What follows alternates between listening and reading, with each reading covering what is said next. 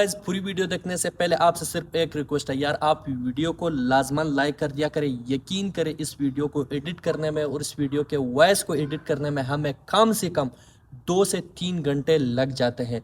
ये सब कुछ आपके लिए करते हैं। इंटरटेनमेंट के वाली वीडियोस होती है, इंजॉयमेंट वाली वीडियोस होती है। तो आप वीडियो को चैनल सब्सक्राइब करें ना करें वो आपकी मर्जी है। वीडियो को लाइक कर दिया करें यार, आपका कुछ नहीं जाता, पैसा वैसा कुछ भी नहीं जाता, मगर हमें बहुत कुछ मिलता है। आप भी एहतियात करें, मोहतात रहे कि कहीं आपकी को लीक ना हो जाए। बाद में अफसोस करने से, पछतावे से बेहतर है कि अभी से आप एहतियात कर लें।